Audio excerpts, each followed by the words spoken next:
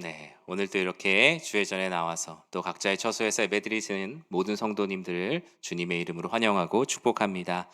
앞서 광고처럼 이제 목요일에 수능 시험이 있죠. 우리 수험생들을 위한 기도회, 각자의 처소에서도 기도해 주시겠지만 시간이 되시는 분들은 그 시간 안에 교회 기도실에서 같이 오셔서 우리 소예배실에서 함께 기도하는 시간도 가졌으면 좋겠습니다. 교회 삽지로 들어가 있는 내용이 있죠. 구역 개편에 대한 안내입니다. 그동안은 구역 성도님들을 임의로 그냥 배정을 하는 일종의 통반장 형태의 구역 배정이었죠. 그러나 내년에는 구역을 자발적인 소그룹을 기본으로 하려고 합니다. 그래서 정말 내가 말씀과 기도로 같이 뭐 3명에서 많게는 5명, 6명씩 소그룹을 이루어서 말씀을 나누고 기도하고 영적으로 성장하기 원하는 성도님들의 신청을 받습니다. 뭐 주중, 주일 다양하게 되어 있는데요. 이 일에 같이 함께 해주셔서 우리 교회가 작은 모임 중에 크신 하나님을 경험하는 그런 교회의 기초가 잘 다져지길 진심으로 기도합니다. 설교 후에는 성찬이 있습니다. 성찬 역시 하나님께서 주시는 말씀의 시간이죠. 그 시간 통하여서 함께 많은 은혜 받으시기 바랍니다. 오늘 요한복음 21장 9절에서 15절 말씀 가지고 주님을 먹으라, 주님을 먹이라 라는 하나님 말씀 함께 나누고자 합니다. 여러분 식사하셨습니까? 아침? 다 많이 안 드시는군요. 주일 아침에. 막 교회 오기도 너무 급급해갖고 아마 바쁘시게 오시지 않았을까. 아니면 주일날은 더 일찍 식사를 하시는 분도 있을 것이고 난 교회에서 점심을 2배로 먹겠다라고 하시는 분들도 계실 겁니다. 제가 식사하셨습니까? 라는 질문은 정말로 식사를 하셨냐라는 그 질문만 있는 것은 아니죠. 우리나라는 밥이면 모든 게 다 통합니다. 밥은 먹고 지내니? 이러면 정말 밥을 먹고 지내는지를 물어본다기보단 그 사람의 딱한 사정 가운데 그럼에도 불구하고 잘 지내고 있느냐라는 안부가 되죠. 밥은 꼭 챙겨 먹어 라고 얘기하면 정말 그 끼를 못 먹어서 라기보단 그 사람의 삶 가운데 최소한 이런 부분들은 잘 챙겨 나갔으면 하는, 특히 아프고 어려운 분들에게 밥을 꼭 챙겨 먹으라고 말합니다. 나중에 밥 한번 먹자라고 얘기하죠. 고마움에 대한 차후의 만남을 약속하는 것도 있긴 하지만 가장 기약 없는 약속이 나중에 밥 한번 먹자라는 약속입니다. 또, 야, 참 밥만 잘 먹더라. 정말 밥을 잘 먹는 걸 칭찬하는 건 아니죠. 네. 밥을 잘 먹을 상황이 아닌데 밥 잘 먹고 있는 걸 보면서 기분이 나빠하는 걸 수도 있고, 또는 그럼에도 불구하고 삶의 의지를 강력하게 표현하는 사람을 야, 그래도 밥 참 잘 먹고 살더라 라고 말합니다. 그리고 우리가 가장 자주 사용하는 인사, 식사하셨습니까? 라는 인사가 있죠. 이 안에는 우리의 모든 삶을 돌아보는 마음이 있습니다. 요즘 사회적 고립 위험 가구들이 많아지면서 코로나 이후에 특별히 더 많아지면서 또 비대면으로 인해서 이런 인공지능 돌봄이 되게 많아졌어요. 지자체들마다.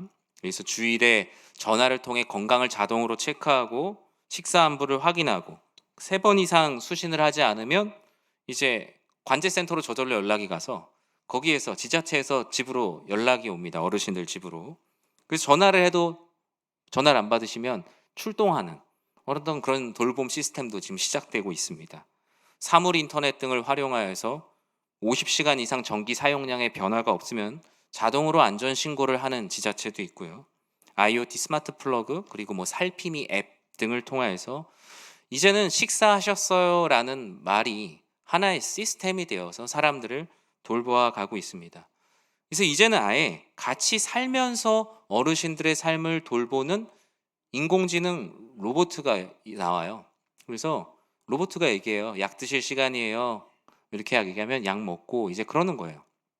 또 어떤 지자체에서는 AI 로봇 이름이 효돌이 효순이더라고요. 그러니까 효자 효녀가 없으니까 효돌이 효순이가 이제 대리인으로서 효도를 하는 겁니다. 그래서 인형이 집에 있어요. 그래서 인형이 어머니 식사하셨어요? 아침은 잘 드셨어요?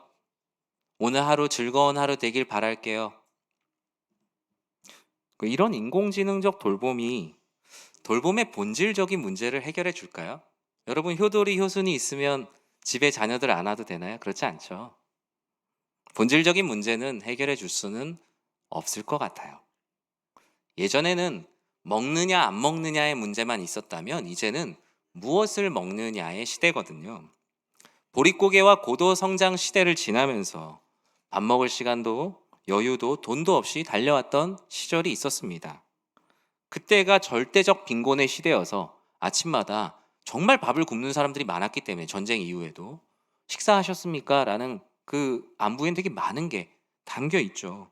그러나 지금은 상대적 빈곤의 시대입니다. 지금도 물론 절대적 빈곤으로 어려워하는 분들이 있겠지만 전반적으로 상대적 빈곤의 시대예요. 식사를 했냐라는 OX의 안부보다는 이제는 무엇을 먹었느냐, 무엇을 드셨느냐라는 선택적인 질문과 안부가 더 많아진 시대를 우리는 살아가고 있습니다. 여러분은 그러면 무엇을 먹고 살고 계십니까? 이 질문인 즉슨 어떻게 살고 계시냐, 무엇에 집중하며 살고 있냐는 질문이죠. 생계에 집중하느라 일에만 집중하며 살고 있습니다. 건강에 안 좋아서 건강에만 집중하며 살고 있습니다. 학업과 진로의 문제로 경주마 같이 앞만 보고 뛰고 있어서 하나님을 믿을 겨를이, 예배를 드릴 여유가, 하나님께서 주시는 생명의 양식을 먹을 시간이 없습니다. 이미 그런 주님이 주시는 주님을 거른 지가 너무나 오래되었습니다. 먹고 사는 일 때문에 정작 가장 중요한 먹고 사는 일을 놓치는 현대인들의 삶이죠. 오늘의 본문도 예수님께서 바로 그런 이들에게 찾아오셨습니다. 1절은 이 장면을 다음과 같이 말하고 있습니다. 같이 한번 읽어볼까요? 그 후에 예수께서 디베랴 호수에서 또 제자들에게 자신을 나타내셨으니 나타내신 일은 이러하니라. 아멘. 저는 이 장면에 나오는 갈릴리의 사람들을 이렇게 명명하고 싶어요. 스스로 먹고 살려는 갈릴리의 사람들. 오늘 이 요한복음 21장은 여러분 쿠키 영상이라는 말 아시나요? 여기 이제 우리 중고등부 청소년 성도님들은 아시겠지만 영화가 끝나고 영화 크레딧이 이렇게 쭉 올라가다가 갑자기 크레딧이 올라가다가 중간에 짧은 영상이 하나가 나와요. 이 전체의 어떤 부록 같은 느낌이랄까요? 그러나 그 전체 내용보다 더 중요한 의미를 담고 있는 10초, 뭐 20초, 30초짜리 영상이 하나씩 나옵니다. 굳이 이 요한복음 21장까지의 요한복음의 말씀을 영화로 비유하자면 요한복음 21장은 일종의 쿠키 영상 같은 거예요. 20장까지 예수님께서 부활하신 자신을 나타내시고 다 말씀하셨어요. 그런데 21장이 갑자기 그 장소를 갈릴리로 확 이동을 합니다. 갈릴리에 그들과 무언가 거리를 두고 있는 사람들이 등장하죠. 그들은 송충이가 솔잎을 먹어야 된다고 생각했던 걸까요? 그들은 다시 다 갈릴리로 돌아갔습니다. 도마의 고백 이후에 부활하신 주님을 자신이 보이셨지만 갈릴리의 사람들은 잔뜩 웅크리고 있었어요. 예수님 앞에 나타날 용기가 없어요. 면목도 없고 두려움만 가득하고 자신이 없어요. 십자가 고난의 때에 예루살렘에 있으면 화를 당할까 봐 예루살렘 밖에까지 도망갔기 때문에 예수님을 다시 볼 면목이 없는 거예요. 그리고 무엇보다 주님을 의심하진 않지만 그렇다고 주님께서 하실 일에 대한 대단한 믿음조차 내 안에 없는 거예요. 예수님 앞에 나타날 면목이 없으니까 이전에 살아왔던 방식대로 갈릴리에 가서 원래 우리가 먹고 살던 방식으로 살자. 많은 사람들은 갈릴리로 돌아갔습니다. 그러나 그 또한 바로 주님의 말씀 가운데 예언이 되어 있었죠. 먹어야 할 것을 먹지 않고 스스로 먹고 살려는 갈릴리의 사람들에게 주님께서 나타나시고 계세요. 3절 말씀, 그들의 그 상황이 먼저 어떤지 한번 볼까요? 같이 읽겠습니다. 시몬 베드로가 나는 물고기 잡으러 가노라 하매 그들이 우리도 함께 가겠다 하고 나가서 배에 올랐으나 그날 밤에 아무것도 잡지 못하였더니. 아멘. 호기롭게 스스로 먹고 살려고 출발을 했는데 빈손, 빈배, 빈 그물이에요. 갈릴리를 누구보다 잘 알았던 그들, 스스로 먹고 살면 살 수 있을 것이라고 생각했지만 예수님을 떠나 제자로서의 소명을 뒤로하고 갈릴리의 사람들로 돌아간 그들에게 주어진 것은 빈뿐이었습니다. 그들이 가지고 있었던 은사와 능력은 아무것도 없는 빈손과 빈 그물이라는 허무한 현실로 다가왔어요. 먹고 살려고 발버둥은 치는데 정작 먹지 못하는 그들에게 주님께서는 주님 자신을 먹이기로 작정을 하셨어요. 5절과 6절에 이렇게 주님께서 나타나셨습니다. 같이 한번 읽어보겠습니다. 예수께서 이르시되 얘들아 너희에게 고기가 있느냐? 대답하되 없나이다. 이르시되 그물을 배 오른편에 던지라. 그리하면 잡으리라 하시니 이에 던졌더니 고기가 많아 그물을 들 수 없더라. 아멘. 주님께서는 주님을 먹이는 이유에 대해서 말씀하시는데 그 이유는 주의 말씀을 의지하게 하기 위해서 그들에게 주님 자신을 먹이기로 작정을 하셨어요. 그들은 자신들의 의견과 능력과 생각을 먹으며 스스로 먹고 살 수 있다고 생각을 합니다. 그런데 주님이 그들에게 말씀을 먹이셨어요. 얘들아, 너희에게 고기가 있느냐? 뭐라고 하죠, 그들이? 아니요, 없습니다. 이 말은 지금으로 말하면 뭐겠어요? 나를 떠나서 너희가 살아가고 먹고 살려고 나름대로 일을 하고 있는데 밥은 먹고 다니냐? 아니요, 잘 못 먹고 다닙니다.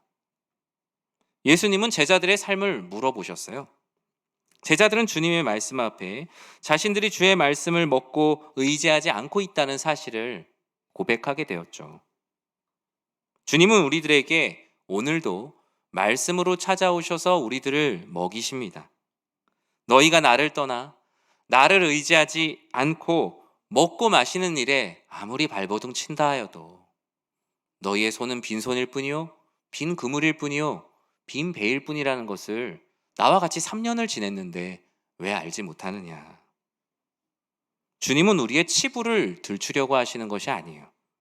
세상은 오히려 치부를 들춰서 사람을 부끄럽게 만들지만 주님은 사람의 치부를 사람들 앞에 들추지 않으면서도 그가 스스로 하나님께 회개하게 만드시는 능력이 있습니다. 마치 밥을 못 먹고 다니는 것을 이미 잘 아시고 밥을 사주려는 동네 친한 형처럼 누나처럼 아저씨 아줌마처럼 예수님께서 찾아오셔서 자신을 먹이기로 작정하신 거예요. 그런데 그들이 먹는 방식이 아니라 주님께서 먹이시는 방법을 쓰십니다. 배 오른편에 그물을 던지라고 하시죠. 사실 갈릴리의 이 어부들에게 이곳은 먹고 사는 일에 누구보다 잘 알고 있는 그들이에요. 어떻게 해야 고기를 많이 잡는지 잘 알고 있죠. 그러나 그 안개 속에서 들려오는 그 누군가의 말씀, 그 말씀을 의지하여 배 오른편에 그물을 던집니다. 이 말씀은 사실 되게 강력한 메시지예요. 너희의 생각을 버리고 나를 먹으라, 나의 말씀에 순종하라라는 또 하나의 삶의 전환의 메시지예요. 갈릴리의 사람들은 그 말씀을 받아 먹었어요. 순종했고 의지했어요. 그 가운데 3년 전 주의 말씀에 의지하여 제가 그물을 내리리이다 라고 고백했던 때가 떠올랐겠죠. 고기가 많아 그물을 들 수가 없었고 그제서야 그 말씀을 먹이신 그분이 바로 주님임을 알게 되었어요. 옷을 벗고 있던 베드로는 옷매무새를 가다듬고 저분이 바로 주님이시구나 바다로 뛰어들었던 것입니다. 주님은 계속적으로 갈릴리의 사람들을 주님께서 베푸신 상으로 초대하세요. 우리 9절 말씀을 같이 한번 읽어볼까요? 육지에 올라보니 숯불이 있는데 그 위에 생선이 놓였고 떡도 있더라. 아멘. 주님께서 주님 자신을 먹이시는 이유는 바로 나를 먹고 회복하라 라는 회복의 초대입니다. 주의 말씀을 의지하여 그물을 내렸더니 153마리의 물고기를 잡았습니다. 주의 말씀이 필요함을 느꼈지만 여전히 대면대면했던 갈릴리의 사람들. 그들은 그곳 가운데 여전히 해결되지 않는 문제로 한 배에 올라타 있었어요. 이전에 누가 더 높은 제자냐 서로 싸웠던 생각들. 6월절 마지막 그 밤에 예수님께서 잡혀가실 때 반목했던 그들의 마음. 어느 누구도 나서지 않고 마음의 불편함을 가졌던 그 마음은 6월절 밤 이후에 회복되지 않은 상태로 그 시간 가운데 남아 있었어요. 부활하신 예수님을 제자들이 만났다고 하여도 그 마음에 응어리진 마음들, 그 마음의 트라우마를 떨쳐내지 못했어요. 충분히 회복되지 않은 상태로 스스로 먹고 살려던 그들은 계속 잘못된 그림에 덧칠을 하는 것과 같은 삶을 살고 있었죠. 그렇게 여전히 대면대면한 갈릴리의 사람들에게 주님은 상을 차려주셨어요. 그리고 그들을 그 상으로 초대하셨습니다.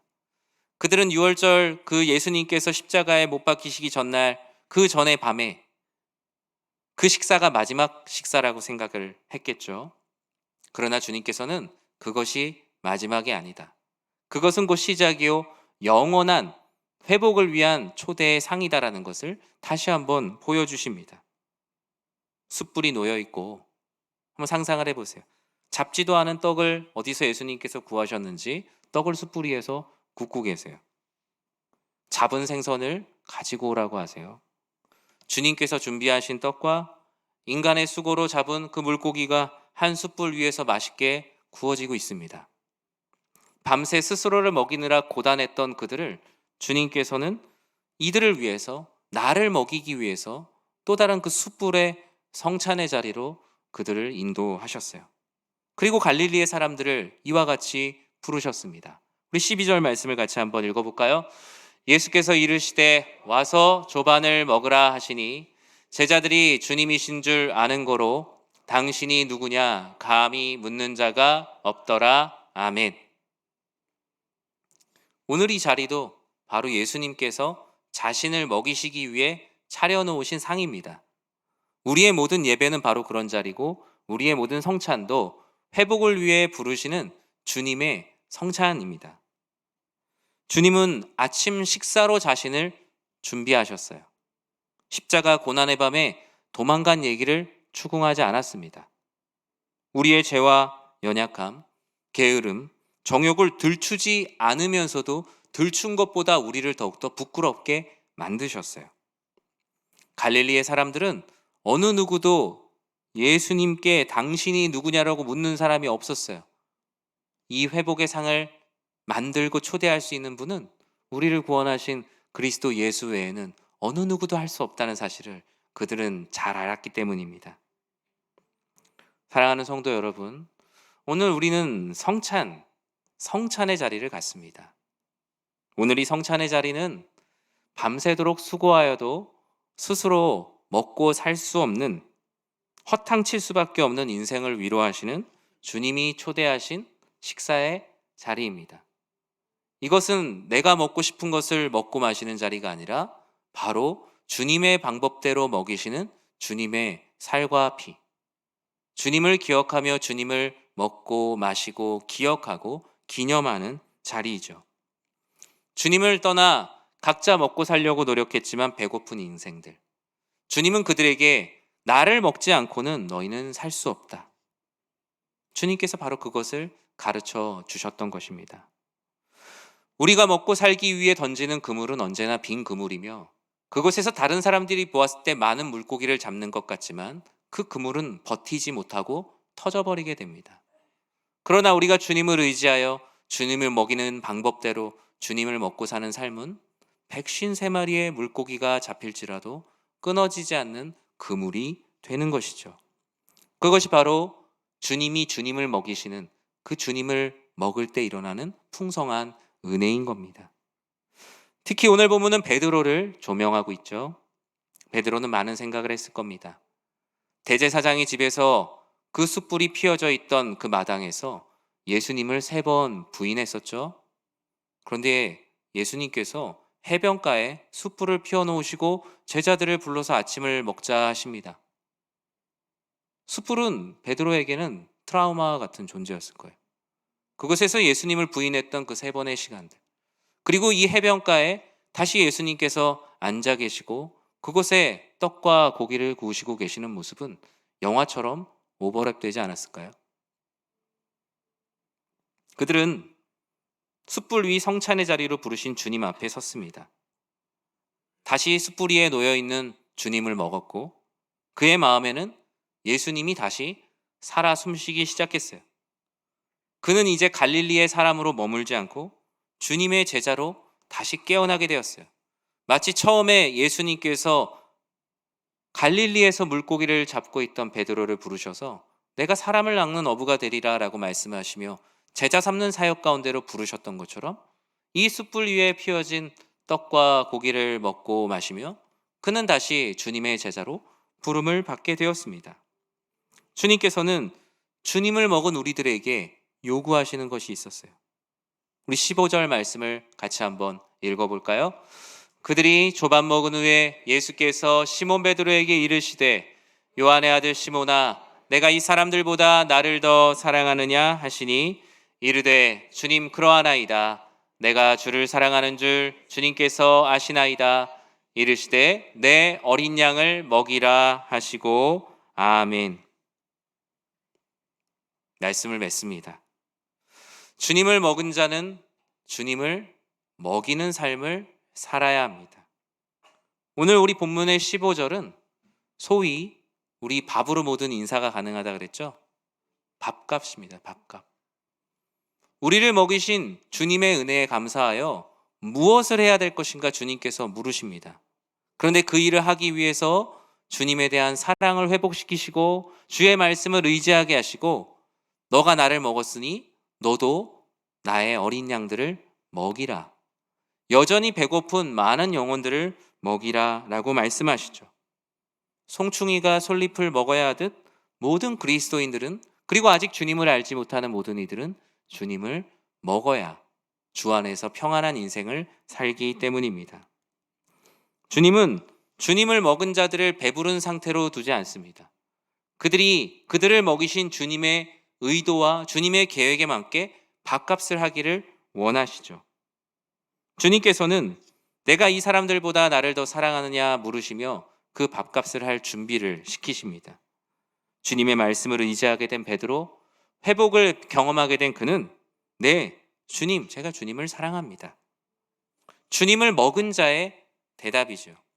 주님을 먹지 못했을 때 대답하지 못하고 두려움 가운데 갈릴리로 쫓겨나듯이 왔던 그는 이제 갈릴리의 사람이 아니라 주님의 사람, 주님의 제자가 되어가고 있었던 것입니다. 사랑하는 성도 여러분, 오늘은 주님께서 먹이시는 주님의 방법대로 주님의 살과 피를 먹고 마시는 시간입니다. 이 시간은 우리의 경건과 우리의 거룩을 채우는 시간만이 아닙니다. 주님을 먹은 자로서 주님을 먹이기 위한 또 하나의 준비입니다. 주님께서 뭐라고 말씀하셨습니까? 너는 모든 민족을 제자로 삼아 아버지와 아들과 성령의 이름으로 세례를 주고 내가 너희에게 분부한 모든 것을 가르쳐 지키게 하라 말씀하지 않으셨습니까? 고린도전서 11장 26절에서는 너희가 이 떡을 먹으며 이 잔을 마실 때마다 주의 죽으심을 그가 오실 때까지 어떻게 하라고 합니까? 전하는 것이다 라고 말씀하기 때문입니다. 사랑하는 성도 여러분, 우리가 주님을 먹은 자로서 그냥 우리의 배부름에 도취되어 있지는 않습니까?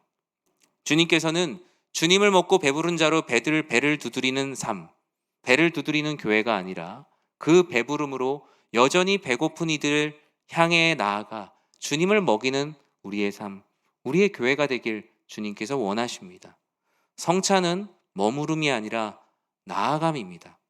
우리가 먹고 배부르며 여전히 배고픈 이들을 향해 나아가기를 작정하는 시간이죠. 그래서 선교지에서도 성찬에 많은 의미를 부여하지 않습니까? 여전히 복음이 필요한 이들을 위해서 우리가 먼저 주님을 먹고 배불러 여전히 가난한 이들에게 내가 먹은 것을 토해내 줄 수 있는 삶, 내가 먹은 것을 나눠줄 수 있는 삶, 그것이 바로 주님께서 말씀하신 성찬의 의미입니다. 나를 기념하라. 엄숙하게 그냥 우리가 이런 가운을 입고 눈 감고 가만히 있으면 과연 이 성찬의 의미 나를 기념하라라는 걸까요? 주님을 더욱더 적극적으로 먹고 주님을 알지 못하는 이들에게 주님을 먹이는 삶, 그리고 그로 인해 기뻐하는 것이 바로 나를 기념하라, 나를 기억하라라는 성찬의 본질을 찾아가는 것일 것입니다. 저는 사랑하는 우리 모든 성도님들, 주님을 충분히 먹고 그리고 주님을 알지 못하는 이들에게 주님을 먹이는 삶, 또 우리 교회, 또 여러분 모두의 삶이 되시길 주님의 이름으로 축복합니다. 기도하겠습니다.